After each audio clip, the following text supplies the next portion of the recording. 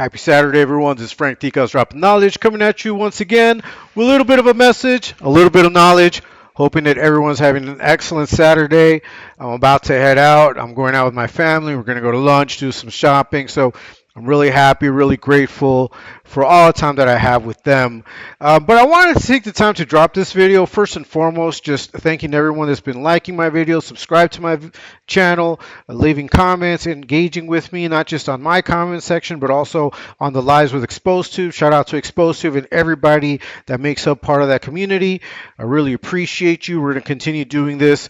It don't stop whatsoever. Now, I wanted to say this to all the trolls, all the people that go in disrespecting women. If I call you out your name, that's what you deserve. If you disrespected women in front of me, in whether it's your people or anybody else, you would know up front that you crossed the line with me regardless.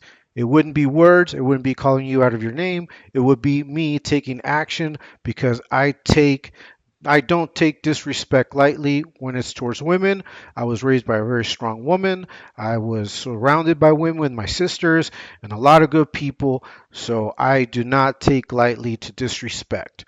So if you come into my space or any space and you're disrespecting women, I'm going to call you out. Plain and simple. I have no qualms about it. I don't feel bad for it whatsoever. But I wanted to take the time before I head out because I was watching the crock of bullshit put out by Johnny Villa under the guise of 2 reasons why you would never survive in a prison because I'm the hardest vato. I'm the only one that does it. Brother, first of all, I don't know where you get your statistics from when you talk about the vast majority. What is the vast majority, bro? Do you know how many people get locked up every day and end up in a California prison? I mean, just from Southern California alone. Do you know how many people actually hit the main line, level 1, level 2, level 3, level 4? Doesn't matter what level. It's still prison, bro. It doesn't matter what level, you can still roll it up. There are PCs in level 1 and level 2 and level 3 and level 4. It doesn't matter where. You rolled it up. You were not the guy that you pretend to be. The only people that believe that are the out of towners and people that don't know what's going on.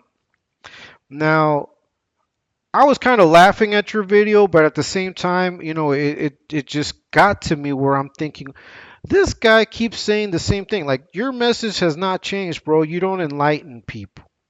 Like, it always comes across as you showing off your ego, always talking about how hardcore you were, how you survived, and blah, blah, blah. Well, dude, you rolled it up.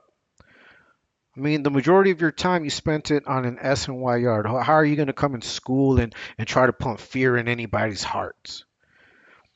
Or when you get on live drunk talking about, oh, you guys were afraid of politicking. Brother, only stupid people want to politic. Only stupid people want to raise their hand. The made men that are in there have to do it because that's their life, that's their condition. But dude, you didn't even do that.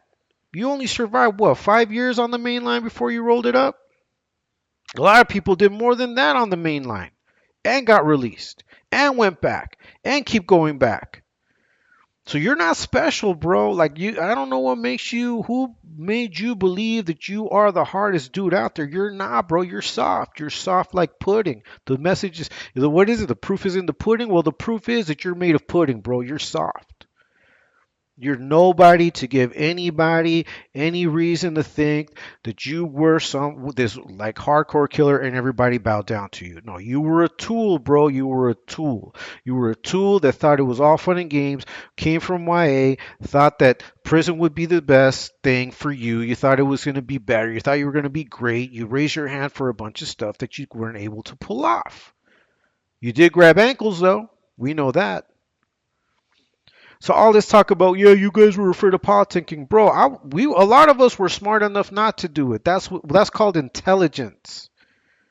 So if you think that by you spitting that and saying that out there is going to make anybody feel bad, on the contrary, it only proves to me why I made the right decision not to get involved in all of that other stuff. Because now I'm out here living my life. I'm going to go out with my parents. I can talk to my neighbors. I don't have to jump on acting hardcore in front of a camera to try to keep my audience. I can be myself. I can laugh at myself as well.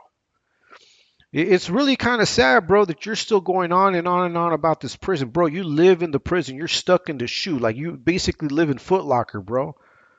You're like a, what is it? I don't know what size you probably wear, like an 8.5 9 size shoe. Dude, you're stuck in Foot Locker, bro. Get out, man. You should get out, get some fresh air, continue educating yourself, embrace people, build relationships, get out of the box. Your only friend is Skittles, bro. One of the most hated people on YouTube, and you're number two. I mean, well, you guys go up and down. Sometimes you're one, sometimes you're two. Depends on who you talk to, really. For me, it's not even so much that I hate you, bro. It's just that you bother me, bro. It bothers me that you think that you can, the gall that you have to come out here and disrespect your viewers, bro. Like, you disrespect your viewers. Like, you leave them hanging. You go on TikTok begging for quarters, begging for chump change, and don't want to come back to YouTube. And when you do release a video, it's nothing but hogwash. It's nothing but bullshit, bro. Like, grow up, bro. Like, there's a whole world out there for you to look at, for you to invest in. But I honestly feel that you fear stepping out of your house. And that's sad. You're a 52-year-old man, bro, with no connections to the outside world. And you're free. How can you be a role model to anyone under those conditions, bro? It's sad. You can't even laugh at yourself, bro. Like, we live rent free in your head where you got to jump on live at 2 in the morning and prove to others, people that you don't know, faceless people. Remember that? How can you guys follow this faceless individual? Bro, you are provoked and moved to action by faceless subscribers on your chat. Tell me that isn't sad. I get a bunch of trolls too, bro. Like, I got people questioning me, like, "Hey, are you the guy that built Thor's hammer?" And I was like, "Okay, so people probably think I'm a midget or something." You can think what you want, but I'm not out here acting hardcore. I'm not out here acting as though I'm like the hardest vato on the yard and I need to get that respect. If I didn't get that respect inside, I'm going to sure get it out here on YouTube. That's how you look, bro. That's how you look. That's how you come across. You come across needy. You come across thirsty. You come across ill mannered, bitter. Like, you're not enjoying life. And that's sad, bro. That's sad. Two reasons why you wouldn't make it in prison. And then you go on to say, I know that your ego bro, your ego made you drop that video because you know that you need to put content out there that you don't want to put out anymore. You forced Gunner to go on YouTube. He doesn't want to be on YouTube anymore. You guys would rather be on TikTok begging for quarters. But even that's become a challenge because we're in there. Right? You blocked me, Gunner, and you blocked me, but there's a lot of other people out there that are tired of your shit, bro. And it's hurting your pockets, but you got to put a face out there. You got to drop a video because if not, your subscribers will tend to turn on you. Like, we see it all the time on your lives. Well, hey, you're finally on. Wow, you're finally on. Do you not see the contradictions?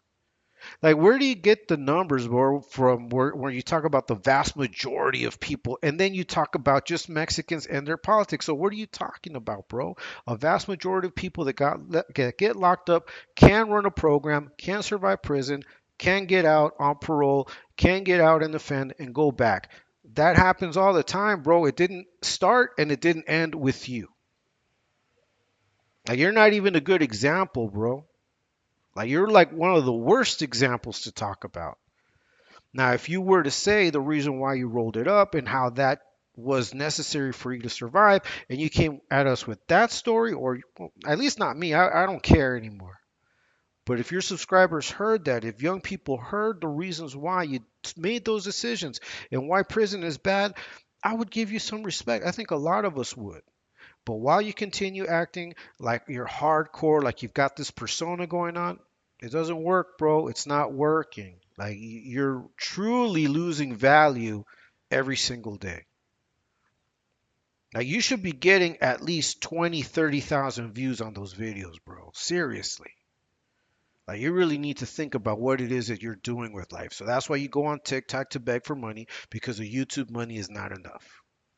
and you're probably on disability, which cracks me up because you're such a Trump supporter. You don't want people to have access to help, to have food stamps, to have all of these things. You don't want no one else to have it, but yet you're depending on the state to support you because you have PTSD. Dude, nobody forced you to pull the trigger and get locked up, bro. Why should the people be funding your lifestyle? So then you can come up in front of the camera and start talking like you're hardcore, like if you're still in prison and trying to act hard, bro, you're not, bro. You're not. You're not. And it's sad, bro. It's getting sad. It's pathetic. And that's why we're on your ass.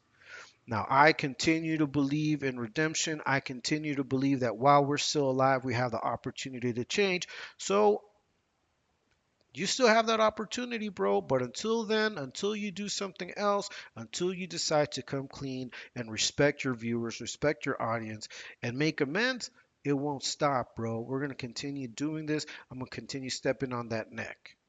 Okay. And to everyone else, I hope you guys have a excellent weekend, an excellent Saturday. Enjoy your loved ones. Enjoy being out and being free. And with that, until next time, peace.